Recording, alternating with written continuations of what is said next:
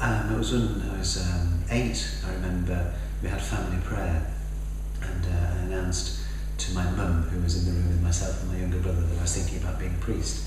And then in my teenage years, I remember every birthday thinking, well, I'll decide definitively when I'm 14 or when I'm 15. But I was rather nervous of taking it any further, because there were junior seminaries in those days, and I was rather concerned about leaving home. And then it was, I didn't have the nerve to go when I was 18. I remember thinking, well, why don't I? But I went to university, and then when I was at university in my final year, I was standing at the bar with the university chaplain, and I said, if a young man is thinking about the priesthood and he's graduating, should he apply immediately, or should he get some experience of work? And the chaplain, realising that I was speaking about myself, so it said, well, I would say to this young man, you ought to go to seminary straight away. In fact, it took me another 2 years before I was able to, with grace, overcome my apprehensions. But once I'd done that, it was not plain sailing, but for me, the struggle was prior to applying to seminary, and thereafter, I granted a lot of serenity.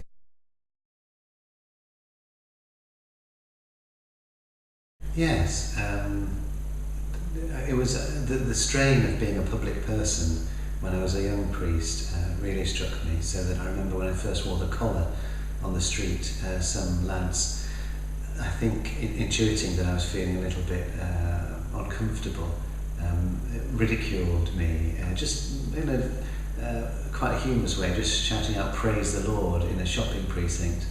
And I didn't know how to react, and so then I went back and I had to lie down. I was so emotionally exhausted. Thinking, how did I respond? Did I deal with that correctly? And now the good thing about getting older is that I don't know. I've become the priesthood has become more and more integrated into the person who I am. So that I'm never actually. I always wear the collar, but I'm never aware now that I'm wearing it. It's just become part of who I am.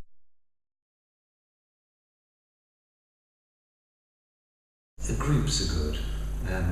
That's another feature of the church at the moment, that discernment is never something that you do individually.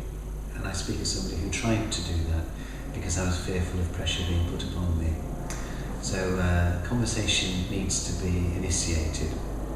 And a good reference point is the Dawson Vocations Director or the parish priest.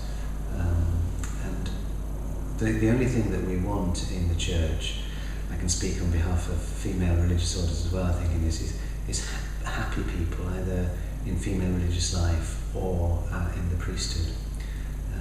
So we're not interested in packing seminaries or novitiates, and the process of discovering what God is calling you to is necessarily a lengthy, an informal one, and a relaxed one.